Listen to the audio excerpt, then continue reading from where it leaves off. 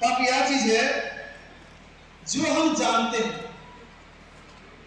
जो हम जानते हैं कि ये काम नहीं करना है और वो काम हम करते हैं, वही बात क्या जानते हैं, क्या उचित है क्या अनुचित है, क्या सही है क्या गलत है, ये सब जानते हैं और हम उन्हीं कार्यों को करते हैं जिन्हें हमें मना किया गया है। वो क्या है? पाप है। Hallelujah, hallelujah. लेकिन जानते हुए भी जब हम पाप करते हैं, किसी काम को करते हैं जिसे मना किया गया है, तो महापाप होता है, बड़ा पाप होता है। मान लीजिए हमें झूठ बोलना नहीं चाहिए, हम जानते हैं कि झूठ बोलना गलत बात है, हम जानते हैं, लेकिन हम झूठ बोलते हैं। ईर्ष्या करना नहीं है, ये तो क्रोध करना नहीं है, लेकिन हम क्रोध करते हैं, तो ये पाप है। हम जानते हुए भी वो काम को जब हम करते हैं तो पाप करते हैं। एफेसियों के पत्र अध्याय 5 उसका वचन 8 में लिखा है, बाइबल पकड़े हैं ना, थोड़ा बहुत हम खोलेंगे तो अच्छा रहेगा। एफेसियों के पत्र अध्याय 5 उसका वचन 8, खोलिए खोलिए, नए विधान है, संत पौलुस लिखे हैं। एफेसियों के पत्र अध्याय 5 उसका वचन 8। मजा आ रहा है कि नहीं आ रहा है? जब हमारी टीम जब जाती है प्रार्थना सभा संतरण करने के लिए, हमेशा हम यही कहते हैं कि हम प्रभु में आनंद मनाने के लिए आए हैं, त्योहार मनाते हैं। ये 3 दिन का जो प्रार्थना सभा करते हैं, हम त्योहार मनाते हैं, प्रभु के साथ आनंद मनाते हैं। कैसे आनंद मनाते हैं? हम प्रभु के वचन लेते हैं, मनन चिंतन करते हैं, गाते बजाते हैं, स्तुति आराधना करते हैं। और त्योहार मनाने के लिए हम क्या करते हैं? क्या करते हैं? गाते बजाते और नाचते हैं। गाते बजाते हैं, नहीं खाते हैं। तो हम यहाँ पर वचन को ग्रहण करते हैं, खाते हैं वचन, गाते हैं, बजाते हैं और इसका भी महिमा करते हैं। तो ये हमारे लिए त्योहार है। ये नहीं कि उपवास प्रार्थना मतलब मौन रहना है, इससे नहीं है। मौन रहने का समय मतलब जरूरत से ज्यादा आप जब बात करते हैं वो गलत बात है। समझ में आ रहा है? अच्छा पढ़िए क्या लिखा है एफेसियों के पत्र अध्याय 5 उसका वचन 8 में। आप लोग पहले अंधकार थे, अब प्रभु के शिष्य होने के नाते ज्योति बन गए हैं, इसलिए ज्योति के संतान की तरह आचरण करें। Hallelujah, hallelujah. यहाँ पर वचन क्या बताती है कि आप पहले अंधकार में थे। अंधकार क्या प्रतीक? पाप। पाप कहां से उत्पन्न हुआ? कौन पाप करने के लिए प्रेरित करता है? शैतान। अंधकार में रहने का मतलब यह है कि जब हमने प्रभु को नहीं जाना था, ये तो हमें मालूम नहीं था कि प्रभु कौन है, उस समय हमारे पूर्वज क्या करते थे? हमारे दादा दादी नाना नानी क्या करते थे? मूर्ति पूजा करते थे, पेड़ पौधों की पूजा करते थे, जिससे सदुल मनाएगा मनाए हिंदी मनाए, वो किसको पूजा करते हैं? प्रकृति की, पेड़ की करते हैं कि नहीं? जब हम आश्रम में थे तो विशा के आए हुए थे 2-3 भाई लोग, तो मैंने पूछा कि आप सदुल नहीं मनाते हैं? तो उन्होंने कहा कि पुरानी विधान खत्म हो गया है, हम नए विधान में प्रवेश कर चुके हैं, तो इसलिए हमें सदुल मनाना नहीं है। समझ रहे कि नहीं समझ रहे? मेरे कहने का मतलब यह है, पहले अंधकार में थे, अर्थात हम पहले यीशु को नहीं जानते थे। हम नहीं जानते थे कि हरिया पीना गलत बात है, चोरी करना गलत बात है, रात भर मां चुगतान करना गलत बात है, ये सब हम नहीं जानते थे। लेकिन जब हमने मसीह में आए, यीशु को अपनाया, यीशु ने हमें शिक्षा दी है कि हरिया पीना गलत बात है, चुगली करना बुरी बात है। जानते हुए भी जब हम वो काम को करते हैं तो हम अंधकार में हैं। पहले जब हम मसीह को नहीं जानते थे तो हमारे पूर्वज वैसे ही किया करते थे, पेड़ पौधों की पूजा करते थे, नशा पान करते थे। लेकिन आप हम मसीह को जानते हैं, यीशु को धारण किया है। और हम क्या करते हैं? पेड़ पूजा करते हैं। यीशु में नहीं आए थे तो तंत्र मंत्र जादू टोना के पीछे जाते थे, झाड़ के पास जाते थे। जब बीमार पड़ जाते थे तो हम वैद्य के पास जाते थे। लेकिन यीशु को जानने के बाद, और हम यीशु में विश्वास करते हैं, यीशु को हम क्या मानते हैं कि डॉक्टरों का डॉक्टर है, वैद्यों का वैद्य है। हम मानते हैं, जानते हैं, जानते हुए भी जब कोई बीमार हो जाता है, लंबी समय से बीमार हो रहा है, तो हम किसके पास लेते हैं? तांत्रिक के पास लेते हैं। तो क्या हम ज्योति को धारण किया है? पहले जैसे हम अंधकार में थे, अभी भी हम अंधकार में हैं। और जैसे शुरुआत में मैंने कहा कि जो काम हमें करने के लिए मना किया गया है, वही काम हम कर रहे हैं, वो पाप है। मेरे कहने का मतलब यह है कि जो काम हम जानते हैं कि ये काम नहीं करना है, हमें पेड़ पौधों की पूजा नहीं करना है, तंत्र मंत्र जादू टोना के पीछे नहीं जाना है, या तो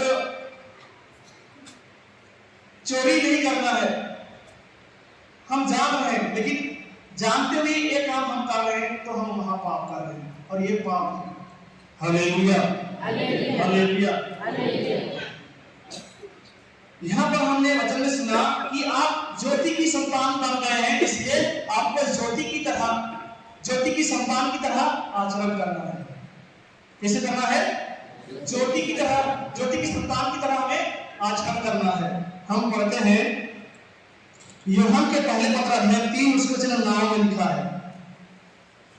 यूहन्ना के पहले पत्र अध्याय 3 उसके वचन 9 में लिखा है। क्या लिखा है? पढ़िए। जो ईश्वर की संतान है वह पाप नहीं करता, क्योंकि ईश्वर का जीवन तत्व उसमें क्रियाशील है। हालेलुया। तो वचन बताती है कि हम ईश्वर के संतान हैं, क्योंकि ईश्वर का जीवन तत्व हमें क्रियाशील है। जब परमेश्वर हमें अपना प्रतिरूप बनाया, उसका हमें क्या डाला? प्राण वायु दिया, अपना जीवन तत्व दिया। अच्छा, उससे पहले हम समझेंगे रूप, इमेज। रूप क्या है? रूप क्या है? एक आकार, ठीक है, एक आकार, एक ढांचा। मनुष्य को एक रूप दिया, उसमें क्या दिया? प्राण वायु, अपना स्वभाव दिया। उसे किससे बनाया? अपना प्रतिरूप बनाया। रूप एक शेर बनाया, उसके बाद अपना प्राण वायु दिया। लेकिन इस जो अपने स्वरूप को बनाया है, परमेश्वर अपना स्वरूप को बनाया है और हमें फ्रीडम दिया है, स्वतंत्रता दी है। उस स्वतंत्रता को हम गलत इस्तेमाल करते हैं और इस रूप को हम क्या करते हैं? कुरूप में बदल देते हैं। मतलब इस रूप को हम बिगाड़ देते हैं। जैसे आप जाएंगे आईना में जब अपना चेहरा देखते हैं तो कैसे दिखता है? कैसे दिखता है? जब आप अपना चेहरा में अपना देखते हैं आईना में तो कैसे दिखता है? आप जैसे हैं वैसे ही दिखता है। दिखता है कि दिखता है? तो ईश्वर हमें अपना प्रतिरूप बनाया है और हम ईश्वर के जीवन तत्व है। हमारा ईश्वर हमारा क्रियाशील है। लेकिन यदि उस आईना को हम फोड़ देंगे और देखेंगे तो कैसे दिखेगा? कैसे दिखेगा? बिगड़ा हुआ दिखेगा ना, इधर उधर चेहरा दिखेगा, अच्छी तरह से नहीं दिखेगा। उसी तरह जो रूप दिया है, उस रूप को हमने अपने पाप के द्वारा क्या किया है? बिगाड़ दिया है। उस रूप को हमने बिगाड़ दिया है, क्या करके? पाप करके। और ईश्वर के जीवन तत्व जो हमें क्रियाशील थी, वो ईश्वर की जो कृपा है हम गवा दिए हैं। इसीलिए उस कृपा को पुनः प्राप्त करने के लिए हमें क्या करना है? अपनी गलती को स्वीकार करना है, पश्चाताप करना है। देखिए, पश्चाताप और प्रायश्चित दो अलग बात होता है, ठीक है? कई लोग बोलते हैं कि प्रायश्चित करना है, लेकिन प्रायश्चित करना और पश्चाताप करना दो अलग बात होता है। प्रायश्चित करने का मतलब यह है कि किसी के बदले किसी को देना। किसी के बदले किसी को देना। जैसे पुराने विधान में, कल मैं प्रवचन में बता रहा था कि शुद्धिकरण के लिए किसको चढ़ाया जाता था? मेमने का रक्त चढ़ाया जाता था। वो एक प्रकार का शुद्धिकरण के लिए था। लेकिन जब यीशु आए और अपना रक्त बहाए, तो वहां पर हम संत पौलुस अपने पवित्र वचन में लिखता है कि हम यीशु के रक्त के मूल्यवान रक्त के द्वारा खरीदे गए। अर्थात यीशु ने हमारे पापों के लिए प्रायश्चित किया, वो अपना लहू दिया, हमारे बदले में वो अपना लहू दिया, ताकि हमें दोबारा लहू बहाना ना पड़े। इतना क्लियर नहीं है तो दूसरा एग्जांपल देता हूं। आप लोगों ने सुना होगा संत मैक्सिमिलियन कोल्बे के बारे में।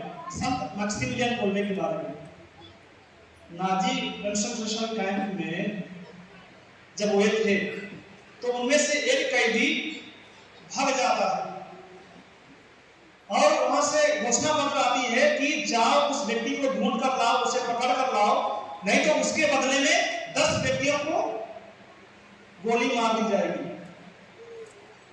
लेकिन कोई ढूंढ कर नहीं लाता है, वो भाग जाता है। कहां भाग जाता है पता नहीं। तो यहां हम देखते हैं, तो वो अधिकारी जो है 10 लोगों को चुनता है, 10 लोगों को चुनता है और उनको मारने की तैयारी करता है। तो उनमें से एक व्यक्ति कहता है कि मैं अभी शादी किया हूं, मेरे बच्चे हैं, मेरी बीवी है, यदि मैं मार जाऊंगा तो उनका देखभाल कौन करेगा, इसलिए मुझे छोड़ दीजिए और किसी और को ले लीजिए, या तो किसी का प्राण दूसरा का ले लीजिए।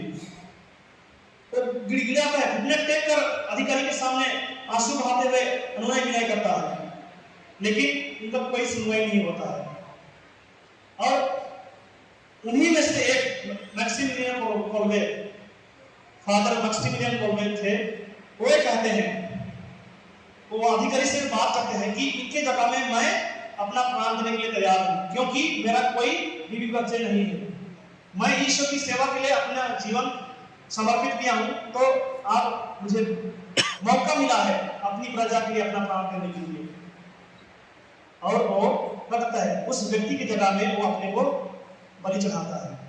तो ये हुआ प्रायश्चित, किसी के बदले में किसी को देना, चाहे वस्तु हो या इंसान हो, ये है प्रायश्चित।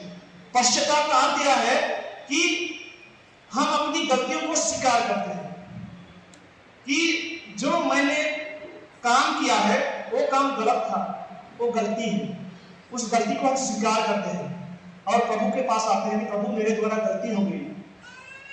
जिसे उड़ाव पुत्र के जीवन में हम देखते हैं, लूकास की सुसमाचार अध्याय 15 में पढ़ते हैं, वहां उड़ाव पुत्र के बारे में आप लोगों ने बार बार सुना होगा, उन पर मनन चिंतन भी किया होगा।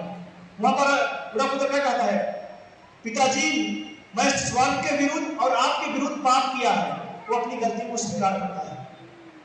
तो जब हम स्वीकार करते हैं और प्रभु के सामने प्रकट करते हैं और उसे छोड़ देने का निर्णय लेते हैं, वो होता है सच्चा पश्चाताप। और जब उड़ाव पुत्र अपने पिता के घर आता है तो क्या कहता है, पिताजी आप मुझे अपने बेटे की तरह नहीं बल्कि एक सेवक की तरह मुझे रख लीजिए, मैं आपके बेटा कहलाना योग्य नहीं हूं, इसलिए मुझे एक सेवक की तरह रखिए। वो अपनी गलती को स्वीकार करता है।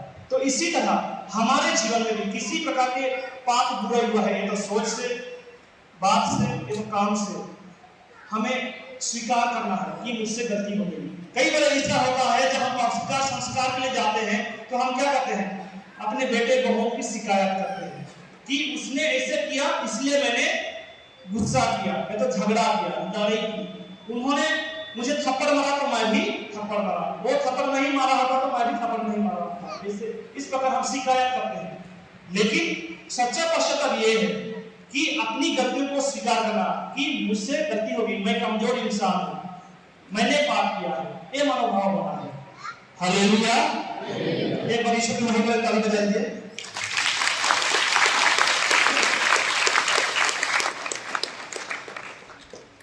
देखिए कई बार ऐसा होता है हमें पाप का बोध नहीं होता है, पाप का बोध नहीं होता है, 5 साल 10 साल 12 साल 20 साल भी हो जाता है, लेकिन उन्हें पाप का एहसास नहीं होता है कि मैंने गलती की है। पाप का एहसास ही नहीं होता है, उनको ये लगता है कि मैंने पाप भी नहीं किया। हम वचन पढ़ते हैं यूहन्ना के पहले पत्र अध्याय 1 उसके जन 8 में हम पढ़ते हैं। वहां पर वचन कहता है कि यदि कोई यह कहता है कि मैं निष्पाप हूं, यदि कोई कहता है कि मैं निष्पाप हूं तो वो झूठा है, उनमें कोई सच्चाई नहीं है। तो इसीलिए हर एक मनुष्य जो है पापी है, दुर्बल है, कमजोर है। यदि आप पढ़ेंगे सुक्ति ग्रंथ अध्याय 24 उसके वचन 16, सुक्ति ग्रंथ अध्याय 24 उसके वचन 16 में हम पढ़ते हैं, वचन बताती है धर्मी व्यक्ति दिन में 7 बार पाप में गिर सकता है। वचन बताती है कि एक धार्मिक व्यक्ति जो प्रभु के साथ रहता है, हमेशा निरंतर उसकी आराधना स्तुति करता है, यदि वो व्यक्ति 7 बार पाप में गिर सकता है तो क्या हम पाप में नहीं गिरेंगे? लेकिन कई लोगों का यह मानना है कि 5 साल 10 साल 12 साल 20 साल हो जा रहा है, लेकिन उनको पाप का बोध ही नहीं होता है कि उन्हें एक काम मैंने किया है, तो एक गलती मैंने की है, ये उनको अनुभव ही नहीं होता है। Hallelujah, hallelujah, hallelujah. देखिए पाप करने का नियम क्या है, हम कैसे पाप करते हैं तो नियम क्या कहता है? एक नियम है law of agreement. Law of agreement क्या करते हैं? सहमति अपना जताना, अपना सहमति देना। हम सच्चाई के लिए खड़ा होना नहीं चाहते हैं। यदि कोई व्यक्ति गलत काम कर रहा है तो हम उसके साथ हो जाते हैं, ये तो हम उसे कुछ भी नहीं बोलते। आप जानते हैं कि वो गलत काम है, गलत काम है आप जानते हैं, लेकिन उन्हें आप प्रोत्साहन देते हैं, ये तो कुछ नहीं बोलते हैं, ये तो उन्हें सुधारने की कोशिश नहीं करते हैं, हाँ में हाँ भरते हैं। प्रकाश ग्रंथ में लिखा है ना तुम ठंडे हो ना गर्म हो, अच्छा होता कि तुम गर्म होते। कहने का मतलब यह है कि तुम ना धर्म तरफ जा रहे हो ना विधर्म की तरफ, ना अच्छाई तरफ अब जा रहे हो ना बुराई तरफ। और आगे प्रभु कहता है कि अच्छा होगा यदि आप अच्छाई के रास्ते को अपनाओगे।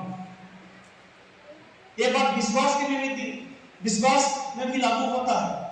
ना हम विश्वासी बन पाते हैं ना अविश्वासी बन पाते हैं, हम बीच में रहते हैं।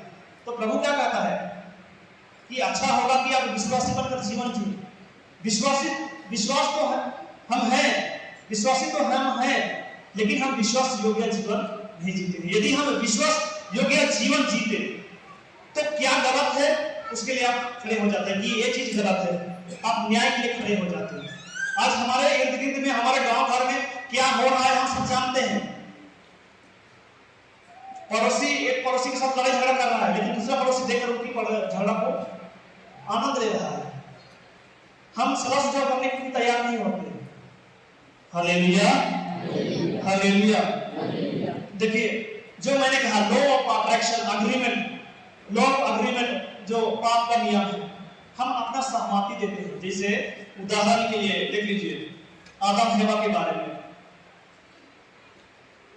शैतान हमेशा हमारे मन को अटैक करता है, आक्रमण करता है। शैतान अपने में कुछ नहीं करता है, शैतान का अस्तित्व नहीं है, शैतान का अस्तित्व नहीं है, उसका शरीर नहीं है। वो इसीलिए वो क्या करता है, प्रेरित करता है, लोगों का इस्तेमाल करता है।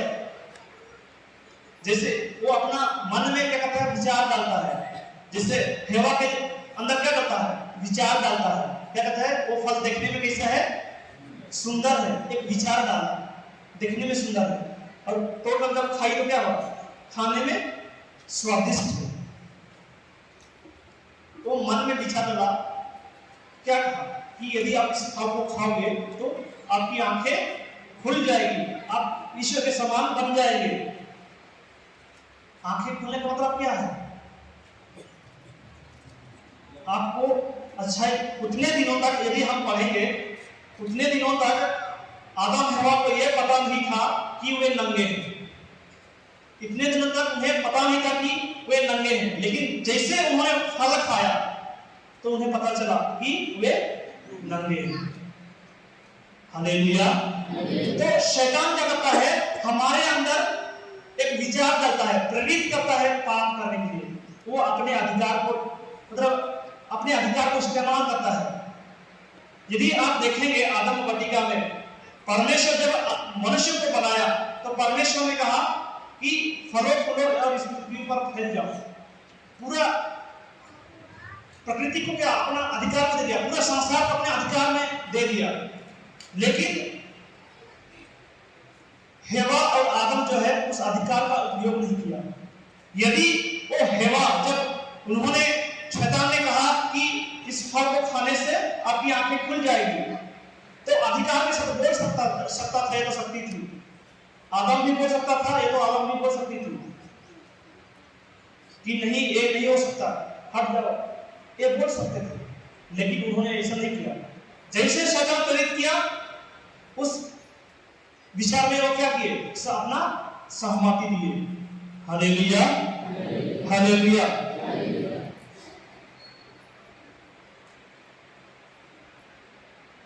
यीशु को शैतान कैसे ठगता है, मत्ती के सुसमाचार अध्याय 4:1-11 में हम पढ़ेंगे।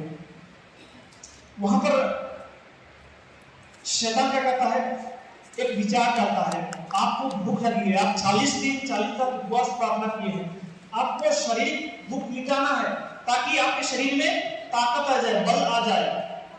इस पत्थर से कहिए रोटी बन जाए। वो बना के नहीं खिला रहा है, लेकिन करने के लिए क्या कर रहा है, प्रेरित कर रहा है। उसके मन में विचार डाल रहा है कि आप ईश्वर के पुत्र हैं, आप में शक्ति है, सामर्थ है। यदि आप अपने शब्द का इस्तेमाल करेंगे तो ये पत्थर रोटी में बदल जाएगी। और हम देखते हैं कि यीशु जो है उसके बहकावे में नहीं आता है। जैसे उन्होंने कहा कि आप ईश्वर के संतान हैं, आप में सामर्थ है, तो प्रभु क्या करते हैं, वचन का सवाब लेते हैं। मनुष्य जो रोटी से नहीं जीता है, बल्कि ईश्वर के मुख से निकलने वाले हर एक शब्द से जीता है। दूसरी बार हम देखते हैं वो मंदिर की चोटी पर ले जाता है, वहां से कूदने के लिए कहता है, और शैतान क्या कहता है कि लिखा है कि वह अपने दूतों को भेजेगा, आपको जमीन में गिरने नहीं देगा, चोट लगने नहीं, आपके पैरों में चोट लगने नहीं देगा। उसको इस्तेमाल करके उसके मन में विचार डालता है। उसी तरह पहाड़ की चोटी पर लेता है, सारा संसार के वैभव को दिखाता है, कहता है कि ये मेरा है, मेरी आराधना करो तो मैं सब कुछ दे दूंगा। तो इसी तरह शैतान हमारे अंदर क्या करता है, एक विचार करता है। Hallelujah, hallelujah, hallelujah. अच्छा, ये तो थी कि पाप करने का नियम। अब हम देखेंगे पवित्र बाइबल के अनुसार पाप कितने प्रकार के हैं। पाप कितने प्रकार के हैं। सबसे पहली बात, पवित्र बाइबल हमें 4 प्रकार के पाप के बारे में बताते हैं। सबसे पहली बात यह है कि शारीरिक पाप, जो हम शरीर से पाप करते हैं। शारीरिक पाप जैसे चोरी करना, हत्या करना, व्यभिचार करना, ये क्या है, शरीर के द्वारा पाप होता है। हत्या करने का कई तरीका होता है। हम मन से हत्या करते हैं, हम अपने जुबान से भी हत्या करते हैं, और ऐसे ऐसे शब्दों का जब हम प्रयोग करते हैं, उस व्यक्ति को चोट लगता है और उन शब्दों के द्वारा दूसरे व्यक्ति को हम हत्या करते हैं। दूसरे व्यक्ति को शरीर रूप से कैसे हत्या करते हैं। आजकल हत्या करने का मतलब ये नहीं होता है कि हम तलवार में बंदूक ले और गोली मारें। हत्या करने का कई तरीका होता है। जैसे मैंने कहा, दूसरे व्यक्ति की हत्या कैसे काम करते हैं, जब आप नशा पान देते हैं, जब किसी व्यक्ति को गुटखा देते हैं, ये तो हड़िया या दारू देते हैं, तो जाने अनजाने में आप उस व्यक्ति की हत्या करते हैं। कैसे हत्या करते हैं, क्योंकि नशा पान करने से क्या होता है, जो गुटखा खाता है, आप गुटखा देते हैं, या तो सिगरेट जो पीता है आप सिगरेट पीने के लिए देते हैं, तो क्या होता है? क्या होता है? शरीर नष्ट होता है। गुटखा के ऊपर में लिखा हुआ रहता है, तो सिगरेट के डब्बा में लिखा हुआ रहता है, क्या लिखा रहता है? स्वास्थ्य के लिए हानिकारक है। शराब में भी लिखा है, बोतल में लिखा रहता है कि शराब क्या है? शरीर के लिए हानिकारक है। तो जब हम शराब पिलाते हैं, गुटखा देते हैं, सिगरेट पीने के लिए देते हैं, तो कहीं ना कहीं आप इनडायरेक्टली उस व्यक्ति की हत्या कर रहे हैं। गुटखा लेने से क्या होता है? कैंसर की बीमारी होती है कि नहीं?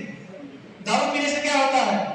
कैंसर, फेफड़ा खराब होता है। तो कहीं ना कहीं उस व्यक्ति को हम हत्या कर रहे हैं। Hallelujah, hallelujah.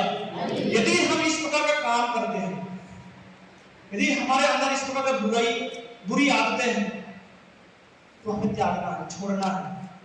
चोरी करने की बुरी आदतें हैं जो हम हाथ से लेते हैं, जो हमारा हक का नहीं है, उसे पाना चाहते हैं, लेते हैं।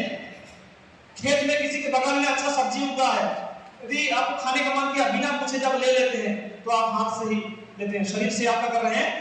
पाप कर रहे हैं। तो पवित्र बाइबल बताती है कि हम शरीर से पाप करते हैं। हम पढ़ेंगे नबी ग्रंथ अध्याय 20 उसके वचन 10 से आगे आप पढ़िए कि हम शारीरिक रूप से पाप करते हैं, शरीर के द्वारा पाप करते हैं। दूसरी बात है मानसिक पाप। मानसिक पाप किसे करते हैं? नहीं दे रहा है। मन से हम पाप करते हैं। कैसे हम पाप करते हैं? मन से, अपने सोच विचार से। जैसे मैंने कहा कि शैतान जो है हमारे मन को अटैक करता है, आक्रमण करता है, हमारे अंदर एक विचार करता है किसी व्यक्ति के प्रति क्रोध करने के लिए, किसी व्यक्ति के प्रति ईर्ष्या करने के लिए। जब हम बुरे विचार लाते हैं अपने मन में, एक महान व्यक्ति जिसका नाम है शेक्सपियर, वो कहते हैं, क्या कहते हैं? If you love me, I will be in your heart. If you love me, I will be in your heart. If you hate me, I will be in your mind. समझ में आया?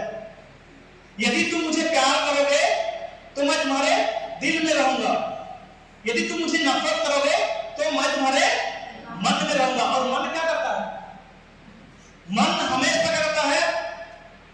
दूसरों की बुराई करता है, विचार ऐसे विचार लाता है, षड्यंत्र रचता है।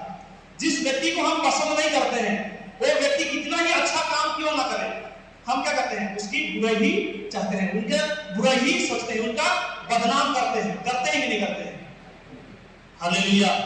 लेकिन जिस व्यक्ति को हम प्यार करते हैं, वो गलत काम भी कर रहा हो, हम उसे कुछ नहीं कहते हैं, क्योंकि वो हमारे दिल में है, हमारे हृदय में है, वो हमारे हृदय में बस चुका है। इसलिए हम उसकी बुराई को नजरअंदाज करते हैं। तो हम मन से पाप करते हैं, मानसिक पाप। Hallelujah, hallelujah.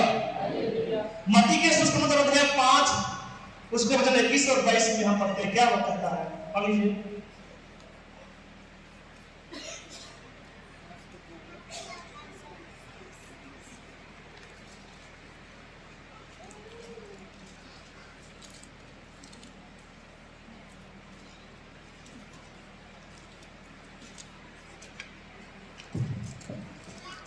तुम लोगों ने सुना है कि पूर्वजों से कहा गया है, हत्या मत करो। यदि कोई हत्या करे तो वह कचहरी में दंड के योग्य ठहराया जाएगा। परंतु मैं तुमसे यह कहता हूँ, जो अपने भाई पर क्रोध करता है वह कचहरी में दंड के योग्य ठहराया जाएगा। Hallelujah, hallelujah, hallelujah, hallelujah. तो यहाँ पर वचन बताती है कि जो क्रोध करता है, जो ईर्ष्या करता है, जो क्रोध करता है, ईर्ष्या करता है, घृणा करता है, तो वो मन से पाप करता है, मानसिक पाप। प्रभु ने क्या कहा? जब तुम किसी स्त्री या पुरुष को बुरे नजर से देखोगे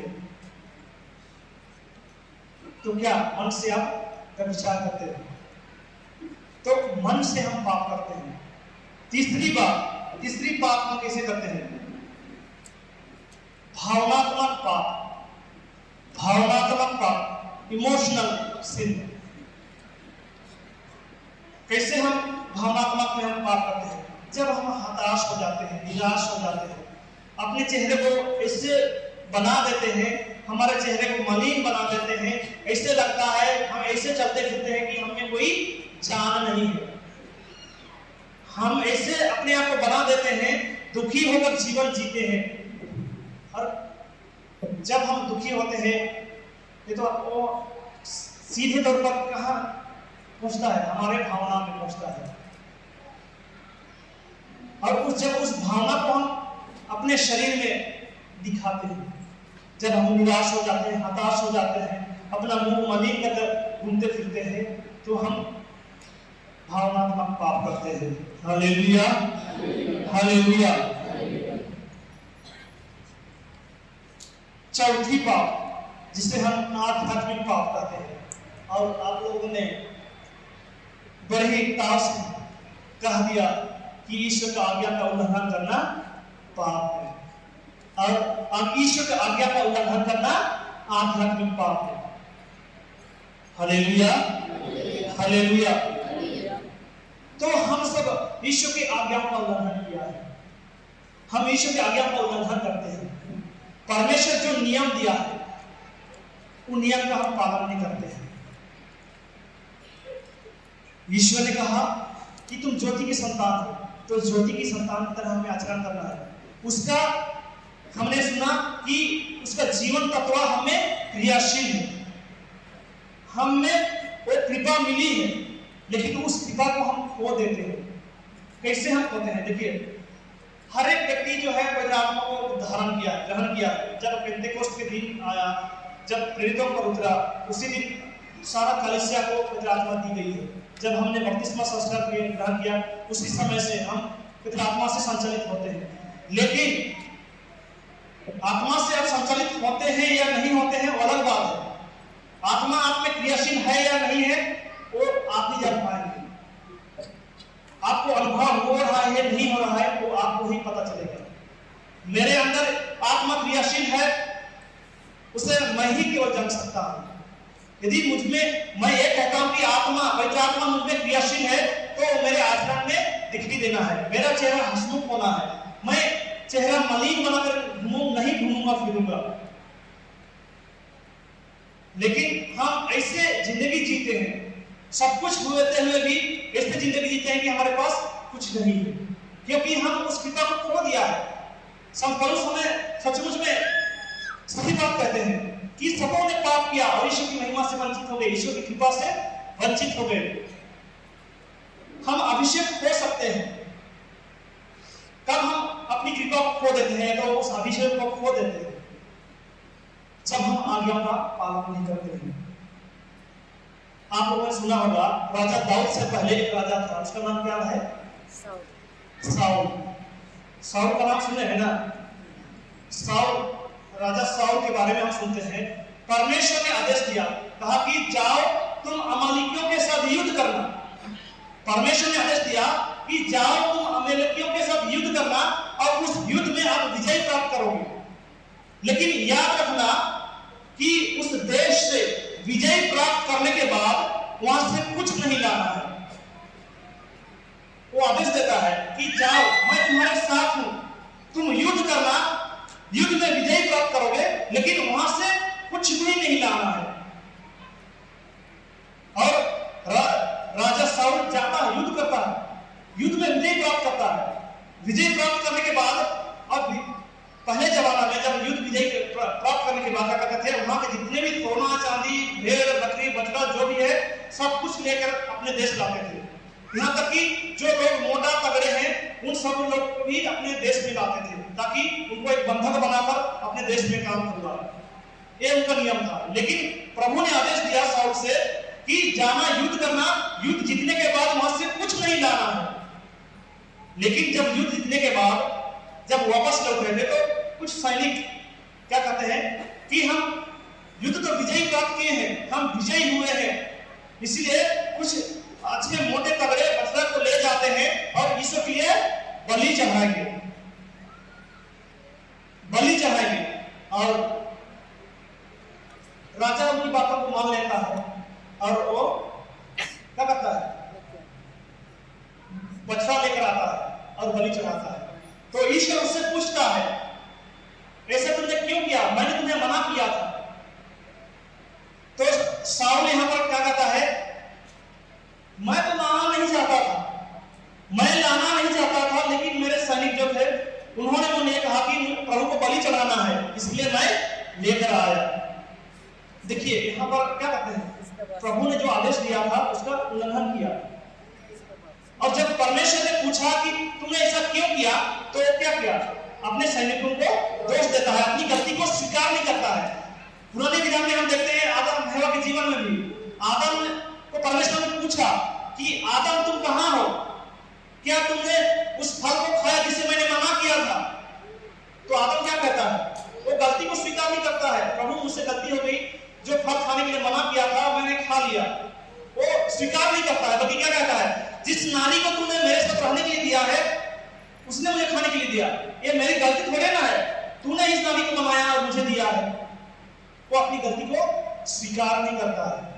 उसी तरह हम कैन हाबिल के बारे में देखते हैं, कैन हाबिल के बारे में देखते हैं। जब कैन अपने भाई की हत्या करता है तो परमेश्वर से पूछता है कि तुम्हारा भाई कहां है? तो क्या कहता है, क्या मैं अपने भाई का चरवाहा हूं कि उसके हमेशा उसके पीछे पीछे रहूं? वो अपनी गलती को स्वीकार नहीं करता है। उसी तरह हम भी, आप और मैं क्या करते हैं, अपनी गलती को स्वीकार नहीं करते हैं।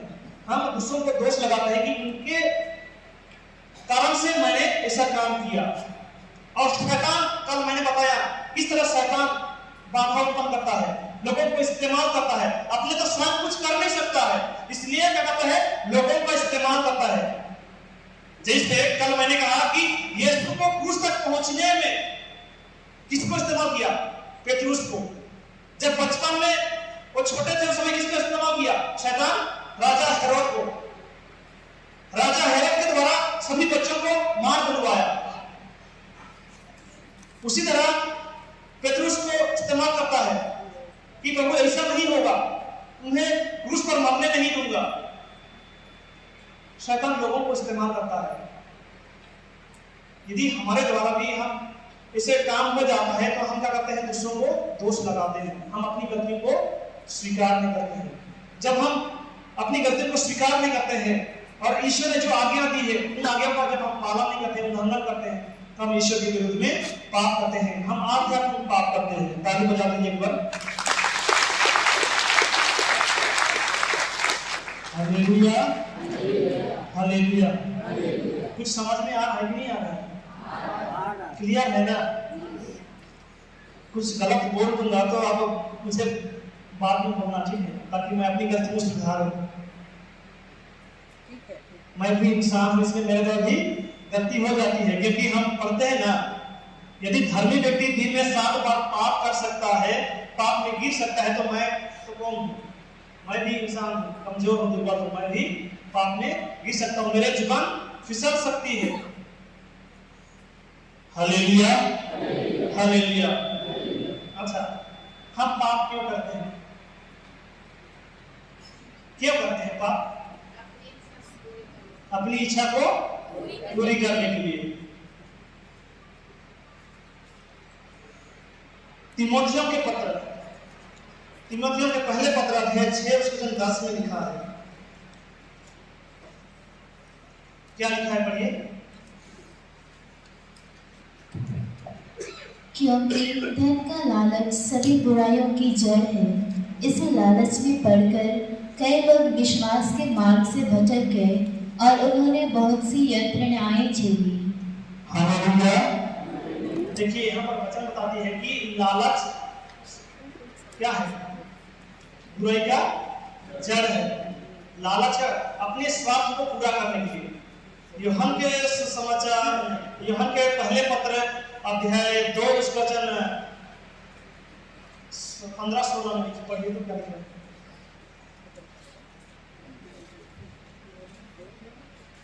तुम ना तो संसार को प्यार करो और ना संसार की वस्तुओं को। जो संसार को प्यार करता है उसमें पिता का प्रेम नहीं। संसार में जो शरीर की वासना, आंखों का लोभ और धन संपत्ति का घमंड है, वह सब पिता से नहीं बल्कि संसार से आता है। Hallelujah, hallelujah. तो यहाँ पर लालच, जब हम शरीर की इच्छा को जब हम पूरा करना चाहते हैं, एक डिजायर होता है, पाने की चाहत, जब हम शरीर की इच्छा को पूर्ति करना चाहते हैं, आंखों की अभिलाषा को जब हम पूरी करना चाहते हैं, और वो सब काम हम करते हैं जो इस शरीर को सुख दे और आंखों की अभिलाषा को पूरी करे। और जब हम उन चीजों को पाने की चाहत रखते हैं तो हम पाप करते हैं, हमें स्वार्थ भर जाता है। जब हम स्वार्थ भर जाता है तो हम क्या करते हैं, हम केवल पाना चाहते हैं, हम केवल पाना चाहते हैं।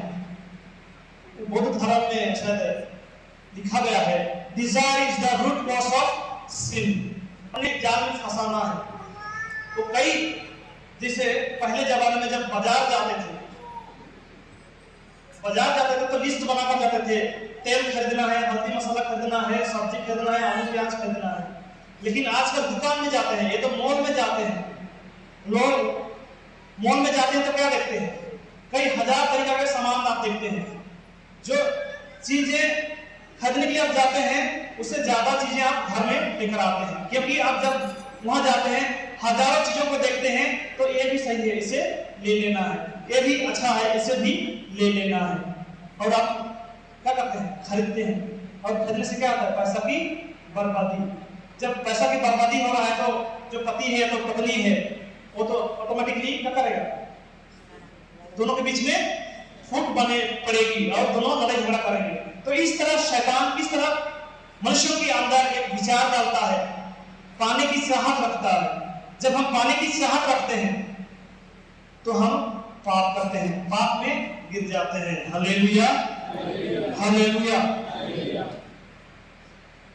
दूसरी बात,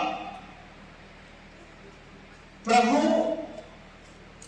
में हम विश्वास रखते हैं कि प्रभु सर्वशक्तिमान ईश्वर है, जो कुछ हम प्रार्थना मांगते हैं वो हमें देता है।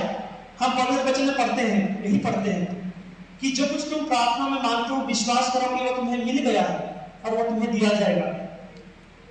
और ईश्वर का वचन जो है सत्य प्रतिज्ञा है, वो उसका वचन कभी बदलता नहीं है।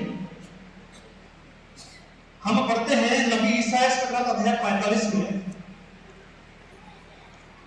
नबी ईसायाह का ग्रंथ अध्याय 45, वहां पर वचन बताती है 23 में, मेरे मुख से निकलने वाला शब्द सच्चा और अपरिवर्तनीय है। तो अर्थात जो मुख से, परमेश्वर के मुख से शब्द निकला है वो मनुष्य के जीवन में पूरा हो जाता है। और कब पूरा होता है, जब हम प्रभु के पास आते हैं। लेकिन उस प्रभु में विश्वास रखने के लिए शैतान क्या करता है, संदेह उत्पन्न करता है। हमारे मन में विचार डालता है, जिस विचार से हम संदेह करने लगते हैं कि होगा कि नहीं होगा, मिलेगा कि नहीं मिलेगा, मैं प्रार्थना के लिए जा रहा हूं, मैं इसे मांग रहा हूं, पता नहीं मिलेगा कि नहीं मिलेगा। हम संदेह करने लगते हैं। परिवार में फूट डालने का काम शैतान करता है। वो पति पत्नी के बीच में वो संदेह उत्पन्न करवाता है। किसी पत्नी के साथ, किसी लड़की के साथ पति यदि हंसी मजाक कर दिया तो पत्नी तुरंत संदेह करना लगती है। उसी तरह पत्नी किसी दूसरे व्यक्ति के साथ हंसी मजाक कर रहा है तो पति संदेह करने लगता है। और वो भूल जाता है कि शादी के समय में परमेश्वर के सामने और कलीसिया के सामने उन्होंने करार किया है, वचन दिया है कि हर एक दुख सुख में एक दूसरे के साथ निभाना है। उस करार को भूल जाता है और वो संदेह करने लगता है, वफादार नहीं रहता है। हालेलुया। तो शैतान करता है, संदेह डालता है कि होगा कि नहीं होगा, ऐसे करने से ऐसे होगा कि नहीं होगा। वो शैतान हमारे अंदर संदेह डालता है। और ये संदेह कैसे उत्पन्न होता है, हमारे अज्ञानता के कारण। जब हम किसी सच्चाई को नहीं जानते हैं, हमारे अंदर अज्ञानता है, तो हम संदेह करने लगते हैं। Hallelujah, hallelujah. तीसरी बात है कि शैतान जो है ऐसे प्रलोभन डालता है, हमारे मन में एक विचार डालता है कि हम अपने आप को शक्तिशाली, कि मैं ये कर सकता हूं, ये मेरे द्वारा ही ठीक होगा, मैं अपनी बुद्धि बल पर ये सब कुछ किया हूं। कई लोगों का ये धारणा है कि नेम एंड फेम के लिए सब कुछ करने के लिए तैयार हो जाते हैं, वो नाम कमाने के लिए वो काम करते हैं। जब किसी चीज को वो अच्छी तरह से किया है तो हमेशा अपना बड़ाई करता है कि मैंने किया है, मेरे द्वारा हो पाया है, वो अपनी महिमा देता है। लेकिन ये भूल जाता है कि उसे करने के लिए कहां से शक्ति आई, कहां से उन्हें क्षमता मिली, वो भूल जाता है। कभी कभी ऐसा आता है कि हमारे पास धन संपत्ति है, उन धन संपत्ति हम घमंड कर लेते हैं, अहंकार रखते हैं कि मेरे द्वारा हो पाया है, मेरी मेहनत के द्वारा मुझे एक नौकरी मिली है। हम ये मनोभाव रखते हैं। Hallelujah, hallelujah. और घमंड हम क्यों करते हैं? सबसे पहली बात यह है कि घमंड हमारे स्वार्थ के कारण होता है। दूसरी बात, हम अपने आप पर भरोसा रखते हैं, हम अपने आप पर भरोसा रखते हैं। तीसरी बात है कि हम तुलना करने लगते हैं, दूसरों से तुलना करने लगते हैं। चौथी बात यह है कि हम अपने आप को क्या कहते हैं, ऊंचा दिखना चाहते हैं, अपना नाम कमाना चाहते हैं। लेकिन हम ये भूल जाते हैं कि जो जीवन मिला है वो प्रभु के द्वारा मिला है। यदि प्रभु हमें अपना जीवन तत्व नहीं दिया होता तो हम आज निर्जीव होते। यदि ईश्वर हमारे अंदर जीवन तत्व नहीं दिया होता तो हम निर्जीव होते, उसे हम भूल जाते हैं।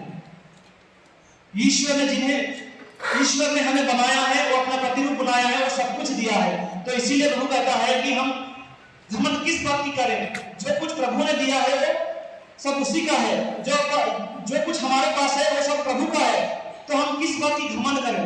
ये शरीर जो मिला है वो प्रभु की देन है। यदि हमें से एक प्राण ले लिया जाए तो हमारा शरीर क्या हो जाएगा? निर्जीव हो जाएगा। Hallelujah, hallelujah, hallelujah.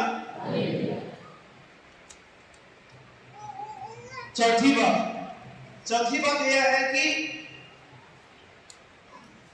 अपने स्वार्थ के कारण, अपनी स्वार्थ को पूरा करने के लिए हम अन्याय करते हैं, अत्याचार करते हैं। और अन्याय अत्याचार किनको हम करते हैं? शैतान देखिए किस तरह हमारे अंदर अन्याय अत्याचार करने में प्रेरित करता है।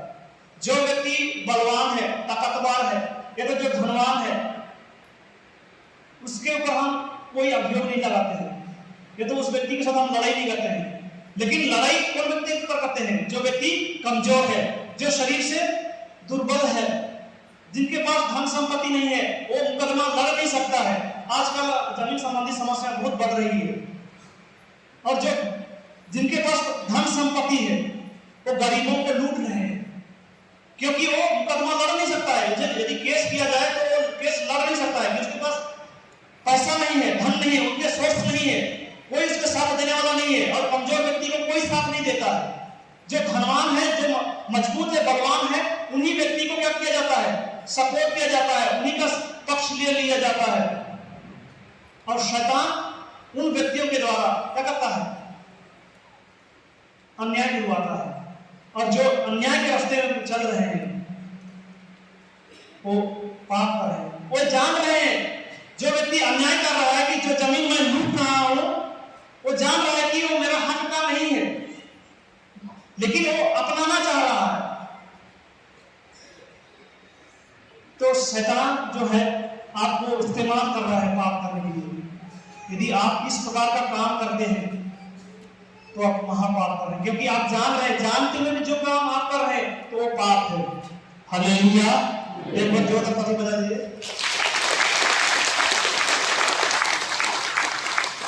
Hallelujah, hallelujah, hallelujah. पांचवी बात,